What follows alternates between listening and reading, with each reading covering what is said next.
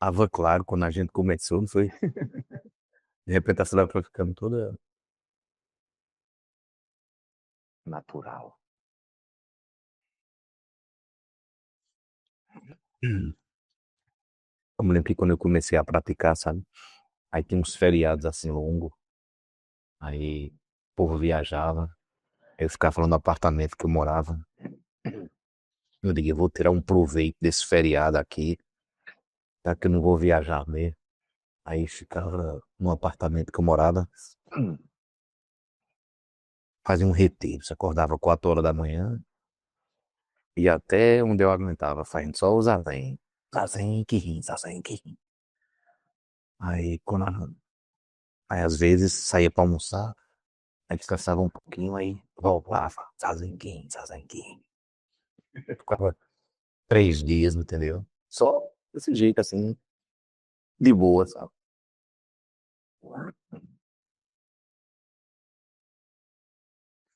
E quando tava bom mesmo, não saía nem pra almoçar. Comia qualquer coisa quando tinha e tava bom demais. É interessante como o zazen, assim, ele vai mudando o corpo da pessoa, né? Vai, vai sentindo um efeito físico mesmo, né? Assim, um bem-estar no corpo. Uma sensação diferente no corpo da gente.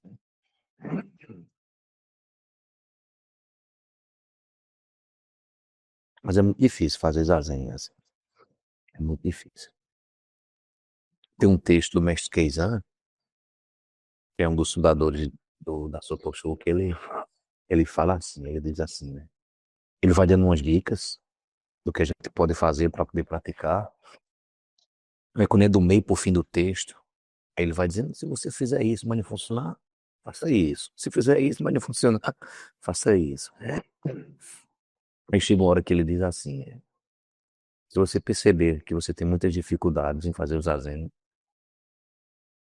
faça gachô e diga assim, roga aos Budas ancestrais que removam essa minha questão kármica. É muito difícil você se deparar com consigo mesmo, né? É muito. Porque eu tenho uma questão do corpo no início, né? O corpo, ele é uma questão muito. Tem a questão emocional da gente, né? Que fica ali refletida, né? Tem a questão da nossa mente que fica mandando coisas o tempo todo, né? Então o Mestre Kizan, ele diz isso, né? Assim, que a gente junte as mãos e rogue aos Budas, né? Assim,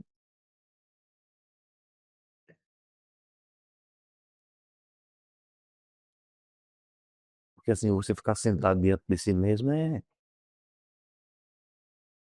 estranho, né? Num olhar comum é muito estranho. Tá perdendo teu tempo aí, ó, Larissa. Tá perdendo seu tempo aí, parado. A vida é movimento e a gente tá parado.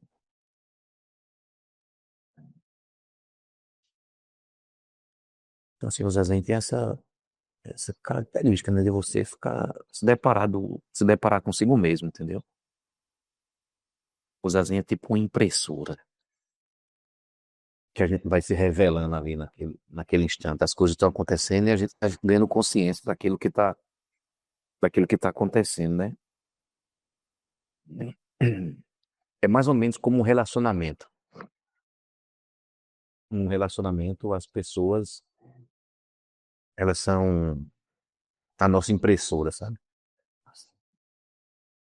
A gente tá relacionando com as pessoas e muitas vezes a gente atribui coisas às pessoas que são nossas, né? Nossas fragilidades, assim, emocionais, a gente meio que terceiriza, né? Porque você isso, você aquilo, e a gente às vezes tem dificuldade de se ver nesse processo, né?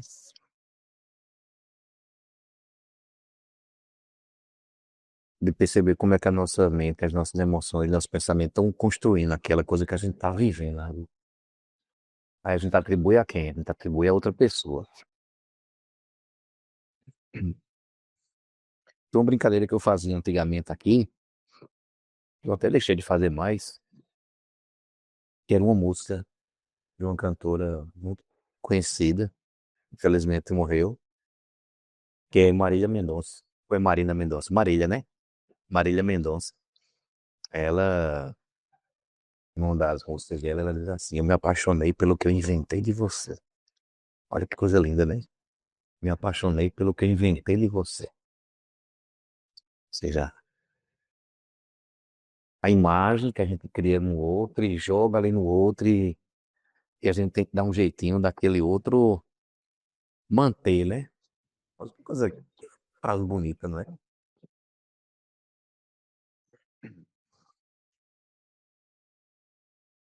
Sim. As nossas estruturas internas construindo uma imagem da outra pessoa. E às vezes a gente não consegue ver a outra pessoa do jeito que ela realmente é, porque a gente está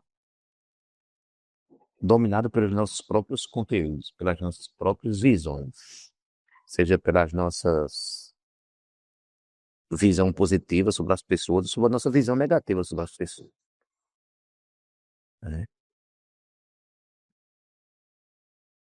Então, essas pessoas elas têm esse poder de imprimir a gente, né?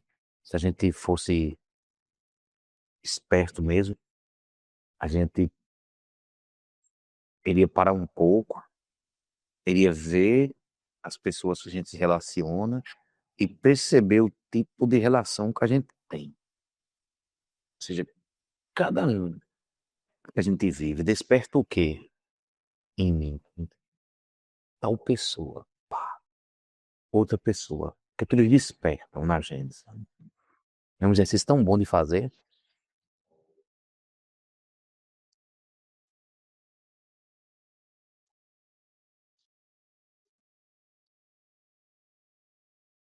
porque senão a pessoa atribuindo coisas aos outros sem perceber que está fazendo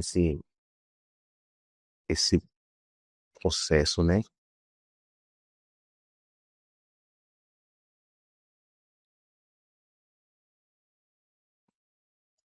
Aí a gente faz desse jeito, né? Aí tem o ditado popular, você aponta para uma pessoa, mas lembre, tem três dedos apontando para você. Ditado popular, poderoso, né? Você aponta. Aí tem gente que vai além, tem gente que diz, ó, você aponta para a pessoa, tem três apontando para você e tem um apontando para o céu. Né? A gente se perceber em tudo que a gente faz, né? Essa é uma das coisas que os desenhos nos ajudam, né? Se perceber diante da coisa que a gente está vivenciando, né? Como a gente está construindo.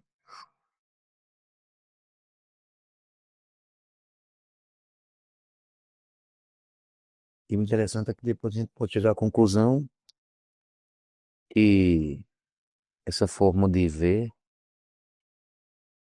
sentir as coisas não faz mais sentido, entendeu? Mas, rapaz, bicho, tava gostando tanto do Flamengo. Todo final de semana assisti o jogo do Flamengo.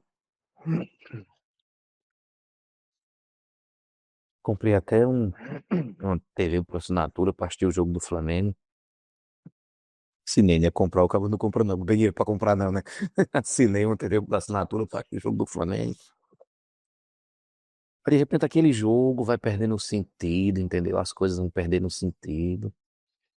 Olha como é bonito, né? As coisas perdem o sentido. Né, cara? As coisas perdem o sentido.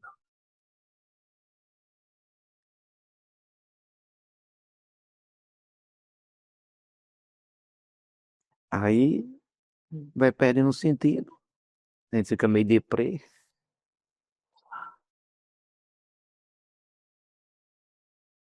Se a gente souber pacificar aquilo, tá bom, né?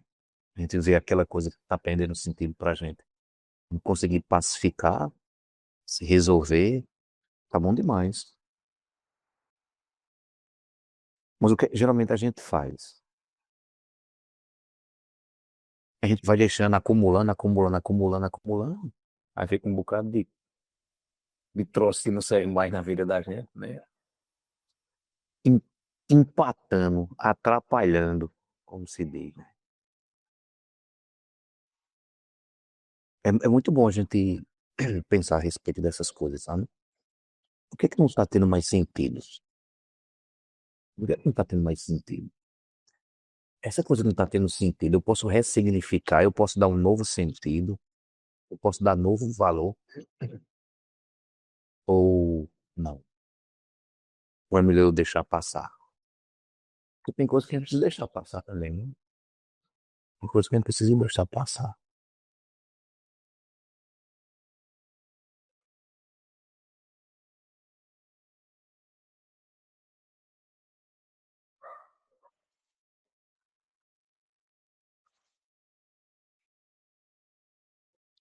É interessante que isso é morrer, entendeu? As coisas perdendo sentido pra gente, isso é morrer. Isso é morrer, isso é morte. Na certa. É a melhor morte que tem. A gente vê ali as coisas perdendo sentido. Aí nós temos nossos apegos. Aí a gente vai querer que determinadas coisas, as ruins, morram, desapareçam, mas junto daquele processo todo que está morrendo, às vezes tem alguma coisinha que a gente ainda se segura. A gente não deixa morrer totalmente, mas tem um elemento ali que me segura. A gente não deixa morrer, a gente não deixa desaparecer totalmente. Hum.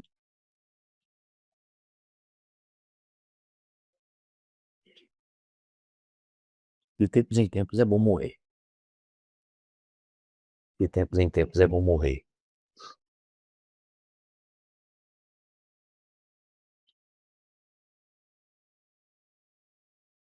É bom renascer para coisas novas, sabe?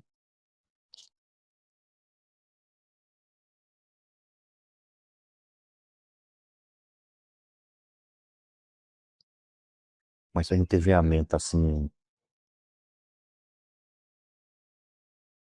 fechada, a gente vai querer tudo do mesmo jeito, sempre. Não que seja tudo igual.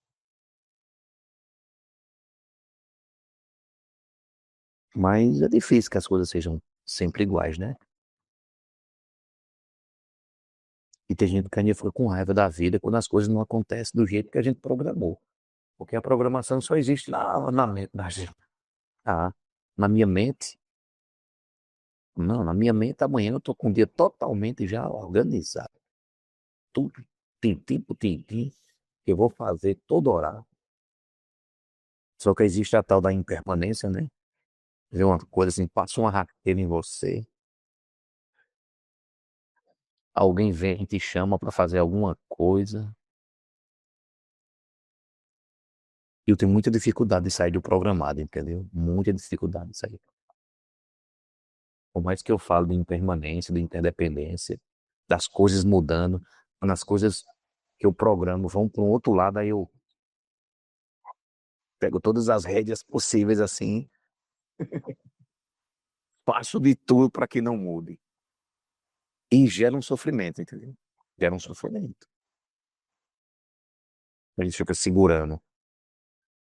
Quando a gente simplesmente, não, pera, é isso.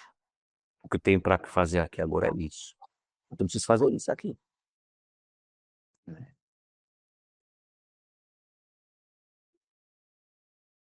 Será que na vida de você está morrendo e você talvez não esteja ou percebendo ou não esteja deixando ir? Não está deixando morrer. Os pais percebem muito isso. Só que às vezes a gente que é pai não consegue nomear, que é uma morte. Que os filhos nascem pequenininhos, exigem cuidado, depois eles vão crescendo, crescendo, vão ficando independentes. E o pai, a mãe, no lugar do pai e mãe, meu bebezinho, minha bebezinha.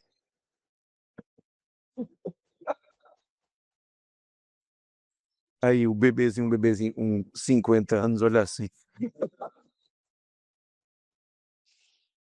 Você tá bem, tá?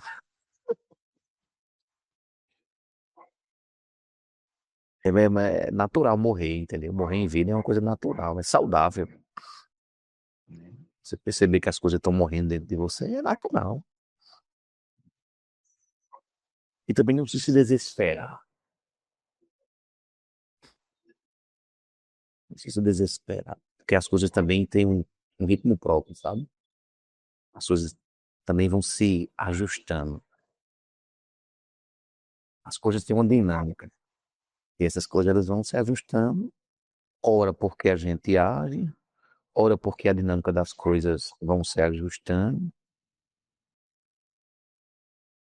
Mas o importante é que você perceba que tem coisas, tem momentos na vida que a gente está morrendo, né?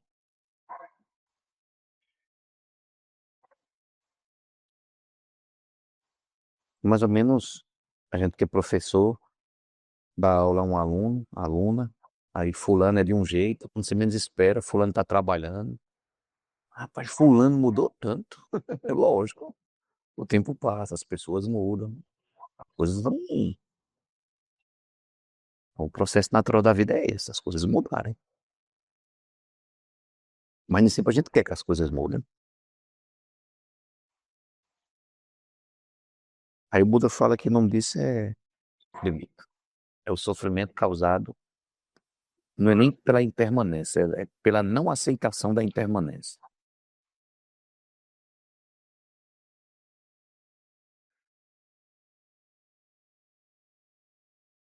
Só que a gente tem muito medo das coisas mudarem realmente. Nós temos medos. Mas não tem medo que a vida mude, assim, não vou dizer, sei lá, 180 graus, né? A gente tem medo que as coisas mudem. Entendeu? Ele ficar no que é confortável já, no que é conhecido. Até a dor conhecida a gente pensa que é melhor, né? Essa dor aqui eu já conheço. Essa dor eu já conheço. Também não vive, sabe? Quem está disposto a viver sempre as mesmas dores não vive.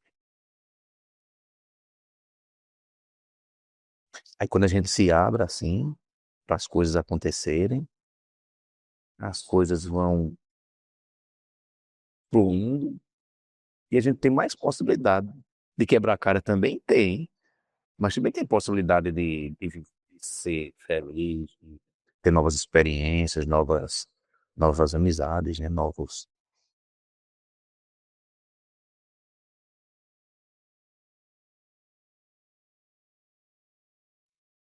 Parece que a vida tem tem vários tipos de pessoas. Aí tem aquele que segura assim, já tô aqui mesmo, deixa eu ver o que vem.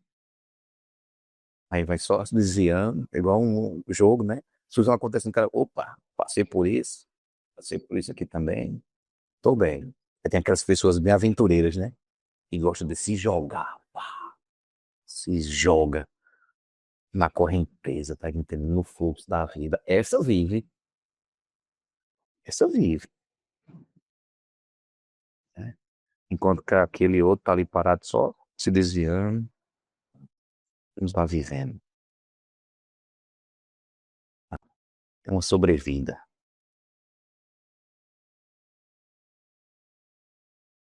Cada um de nós sabe, né? O lugar que tá nessa. Ou parte nossa tá morrendo.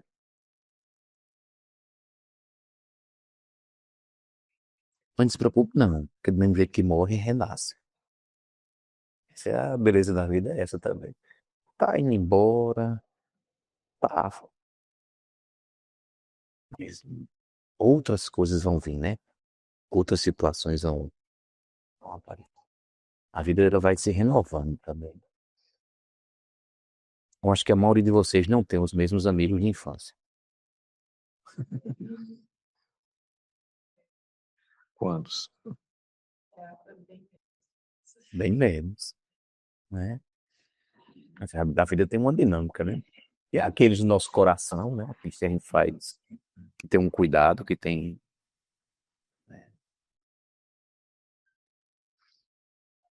A vida é desse jeito, pra você que tá em casa.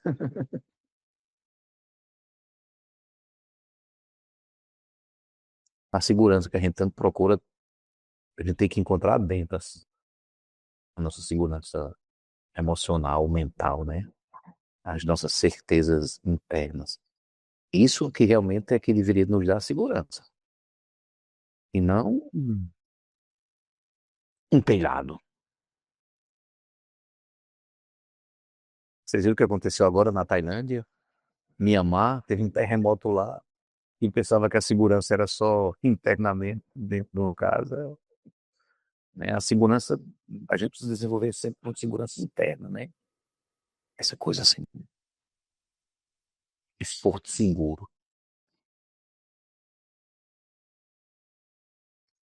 Aí é bonito, porque às vezes a gente começa a adoecer. Aí no que a gente começa a adoecer, aí um sinal de alerta aparece, aí a gente fica, nossa, como eu sou frágilzinho, como eu sou frágilzinho. Aí você precisa ter um equilíbrio. Um equilíbrio não só quando as coisas estão boas, né? Principalmente quando as coisas não estão tão boas, assim, para você poder passar pela tempestade, né? São 3 sinais, ou 4 sinais que tem. Nascimento, adoecimento, velhice e morte.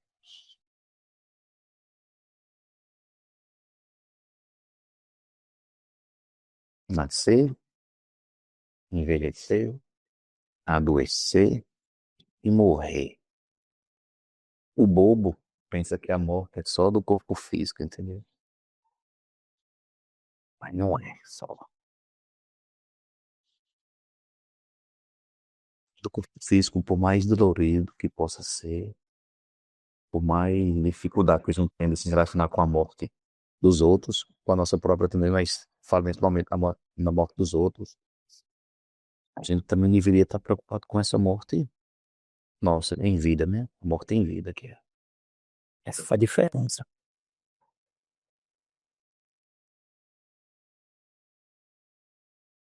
Por isso que o budismo fala muito. Aproveite a saúde que você tem. Aproveite a boa condição de vida que você tem. Tire proveito disso o mais rápido possível, porque amanhã não sabemos o que irá acontecer. Agora eu estou com saúde, disposto, memória, disposição. Daqui a pouco eu vou descendo aqui, não é? Aí o povo pensa que falar da morte é ser negativista, é ser pessimista. Não é. Falar da morte é a gente trazer a vida para o que importa. É a oportunidade, entende?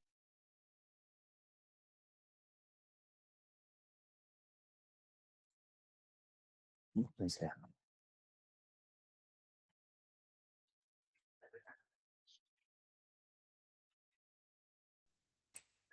Que os méritos de nossa prática se estendam a todos os seres, que possamos nos tornar o caminho iluminado. Pessoal que está em casa, um abraço e até logo. Tchau, tchau.